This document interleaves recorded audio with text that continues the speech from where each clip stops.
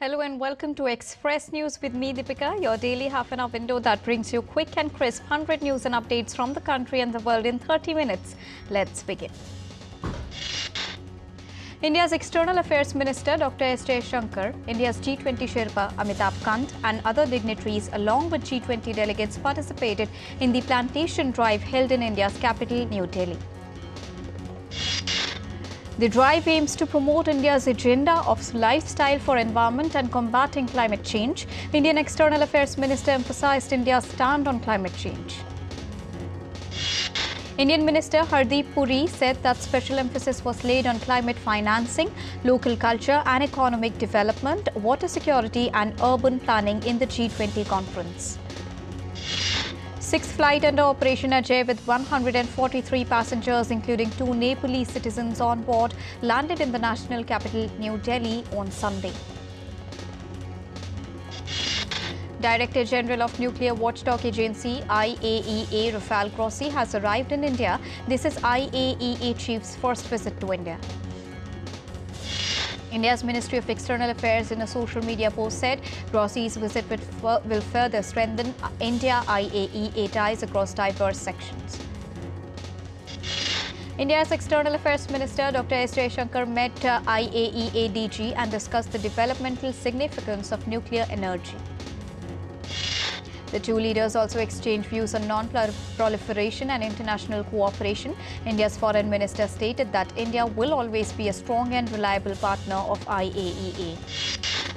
India's Union Cooperation Minister Amit Shah addressed the national seminar on cooperative exports in the national capital. He said that our aim is to increase agricultural exports and enrich the farmers. The minister further said that the farmers of the country will produce as per the requirement of the world. We also aim to change our crop pattern. Indian Minister Amit Shah launched the logo, website and brochure of the National Seminar on Cooperative Exports during the event. India's Commerce and Industry Minister Piyush Goyal also participated in the National Seminar on Cooperative Exports. While addressing the event, he said that NCEL will give a boost to Made in India products in the international market. Former Indian captain Vishen Singh Bedi passed away on Monday at the age of 77 after prolonged illness. He represented the Indian national cricket team from 1966 to 1979. On the demise of the legendary spinner, India's Prime Minister Narendra Modi offered his heartfelt condolences to his family and called him an inspiration for generations. India's Sports Minister Anurag Singh Thakur condoled the demise of former cricketer. He lauded his contributions and called it a huge loss for cricket. In view of upcoming assembly elections in 5 Indian states, the Election Commission of India has directed to provide proper transport facilities for 80+ senior citizens and persons with disabilities electors. As per the Election Commission's guidelines, specially abled voters can request for wheelchair facility on Saksham app. Also, the visually impaired persons can take their helpers to vote. India's Defence Minister Rajnath Singh will celebrate the Sahara with army soldiers near line of actual control in the Indian state of Arunachal Pradesh. He will also review the ground situation of the region. Indian Minister Dr. Jitendra Singh presented the Anubhav Award 2023 in the national capital, New Delhi. The awards were given to the retired employees for their write-ups for the year 2023. India's Minister for Culture, Meenakshi Lekhi, held a press conference in New Delhi regarding the e-auction of mementos received by Prime Minister Narendra Modi. Moving on to business, this e-auction features an exceptional collection of artifacts showcasing rich heritage of India. The 5th edition of the e-auction is open till the 31st of October this year. A fire broke out in the Pavan Dham Veena Santur building of Mahabir Nagar in the Indian state of Maharashtra. The fire was taken under control with the help of firefighters. 2 people lost their lives and 3 persons were injured in the fire incident. Indian markets ended in red today as Sensex plunged 825.74 points to settle at 64,571.88. Nifty declined 260.9 points to close at 19,281.8. Indian rupee declined 6 paise to close at 83.18 against the US dollar. Gold futures maturing on the 5th of December this year stood at 60,640 rupees per 10 grams on Multi-Commodity Exchange of India Limited. Silver futures maturing on the 5th of December this year are traded at 72,509 rupees per kilogram on the MCX. Oil prices slid more than $1 on Monday as diplomatic efforts grew over the weekend to contain the conflict between Israel and Hamas. Asian shares are lower on Monday as the risk of a wider conflict in the Middle East clouds sentiments. Washington has warned over the weekend of a significant risk to the U.S. interests in the region. Shares in Taiwan's Foxconn have plunged by 3% after Chinese authorities started tax audits and land use probes against the company. Israel's Prime Minister Benjamin Netanyahu held a series of conversations with Western leaders, briefs on Hamas offensive. Israeli Prime Minister also held security assessment with war cabinet members and security officials in Tel Aviv. An Israeli airstrike hit a camp set up for newly displaced Palestinians in southern Gaza's Khan Yunis. Family members of hostages currently being held by Hamas met with Israel's President Isaac Herzog, furthering their plea to facilitate safe and immediate return of their loved ones. About 20,000 people packed into London's Trafalgar Square to demand the release of more than 200 hostages taken by Hamas during their incursion from Gaza into Israel. As Israeli forces and faces terrorist groups Hezbollah from Lebanon amidst the ongoing Israeli-Hamas war, Israeli aircraft struck 2 Hezbollah cells in Lebanon early on Monday. Israel's Defense Minister Yoav Gallant said the military's campaign in Gaza may take a month or more, but at the end there will be no more Hamas. Pope Francis has called for an end to the conflict in Israel and Gaza, praying for hostages to be freed and for humanitarian aid to continue to arrive in Gaza. Renowned French climber Hélène Robert on Sunday ascended a tower in Paris' business district to call for peace amid the intensifying conflict between Israel and Hamas. South Korean President Yoon Suk-yeol is on a state visit to Saudi Arabia. The two countries have signed more than 50 deals and memorandums of understanding worth a total of $15.6 billion. Pakistani court indicts former Prime Minister Imran Khan and his deputy in Official Secrets Act case. China has urged Philippines to stop stirring up trouble and making provocations at sea and to stop making dangerous moves. The latest in a series of maritime confrontations, China Coast Guard blocked the Philippine vessels that illegally delivered construction materials. Russian forces aiming to contain a 4-month-old Ukrainian counter-offensive maintained unrelenting pressure on Sunday on the shattered town of Avdiivka in the east and intensified shelling in the southern area of Kherson. The General Staff of Ukraine's Armed Forces' latest report says Ukrainian forces repelled nearly 20 Russian attacks around Avdiivka, its buildings now largely reduced to shells. Argentina's ruling Peronist party smashes expectations to lead the country's general elections, seal a runoff with far-right Javier Milei.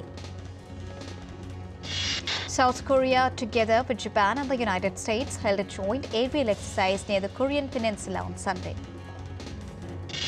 Switzerland's national election saw the right-wing party gain an increased share of the vote with concerns about immigration and political correctness. Former lawmaker Maria Corina is leading the vote count in the Venezuelan opposition's presidential primary by a huge margin. Sri Lanka Navy has taken into custody a multi-day fishing craft with a stock of more than 212 kilograms of narcotics. The value of the drug haul is reported to be more than 4 billion Sri Lankan rupees. The Navy says the stock of narcotics was found in the multi-day fishing craft that left the shores last month for fishing. 5 people found with the narcotics in the boat have been arrested. Azerbaijan on Monday began a series of joint military exercises with close ally Turkey, the first since Baku retook the breakaway region of Nagorno-Karabakh, prompting most of the territory's ethnic Armenians to flee. Spain has seized gold artifacts valued at $63.6 million stolen from Ukraine after thieves were caught trying to sell them in Madrid. Hurricane Norma, brewing over the Atlantic Ocean, made landfall at the southern tip of Mexico's Baja California peninsula. The second red danger to life weather alert in a week has expired in eastern parts of Scotland amid torrential rain and high winds across the United Kingdom. 3 people have died since Thursday when Storm Babbitt first took hold. Forecasters have warned of another heavy rain over the regions of UK that are already being hit by severe flooding. Extreme dry weather have triggered a prolonged drought across Indonesia, causing severe disruptions to the habitat of the region. Indonesia's Jembrana Island is the worst hit area that have not seen rain for the last 5 months. The local government has declared 14 days of emergency last week as the drought situation worsens. Cyclone Tej, originating over the Arabian Sea, has intensified into an extremely severe cyclonic storm. The authorities urged everyone to take the needful precautions. The storm is currently moving northwestwards and is expected to cross Yemen and Oman in the southern Arabian Peninsula by this week. Residents of New Delhi struggled to breathe on Monday as a thick blanket of smog shrouded the Indian capital and surrounded areas. According to National Air Quality Index, the air quality was rated as very poor in the region. Residents complained of itchy eyes and difficulty in breathing amid thick clouds of smog.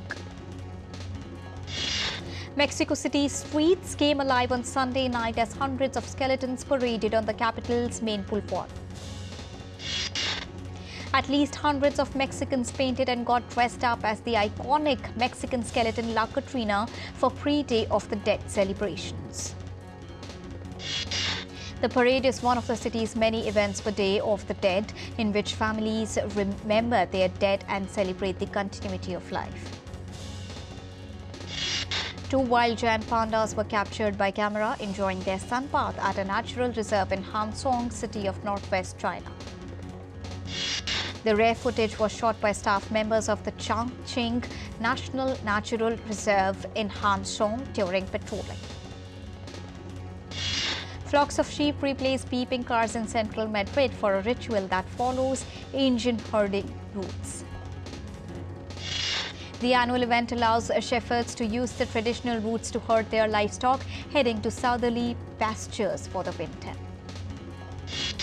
Excited bystanders watched as shepherds, decked out in traditional clothes and wooden clogs, guided their livestock calmly, passing landmarks and crowds. As India celebrates the sacred festival of Navratri, 28,000 lamps were lit in Mahamaya temple of Ratanpur in central Indian state of Chhattisgarh. Devotees in large numbers flocked Sri Mata Vaishno Devi in India's Jammu and Kashmir on 9th day of Navratri. Ancient Kamakhya Devi temple in India's Assam state witnessed a massive footfall of devotees on Ram Navami. Women in India's Madhya Pradesh state worship Jawar or Sorghum on the last day of Navratri at the Balaji temple. 108 Jawars are kept along with the idols of 9 goddesses. In India's Haryana state, preparations are underway to burn the 171-foot-tall Ravan at Shalimar Ground in Panchkula, Tri-City. The makers of 171 feet tall Ravan took about 3 months to complete, and it costs around 18 lakh Indian rupees. India's Patna Navratri 2023 celebrations gets a unique touch with special pandal modelled on the theme of Chandrayaan 3. Patna city has over 1,200 Durga Puja pandals set up. In India's Tamil Nadu state, devotees cleaned their vehicles, decorated them with flowers and offered prayers on Ayudha Puja. Ayudha Puja, that is associated with the worshipping of tools and weapons, is celebrated on the 9th day of Navratri. Nigeria's commercial capital hosted the 4th edition of Door of Return Festival. The festival seeks to reconnect African diaspora to their roots.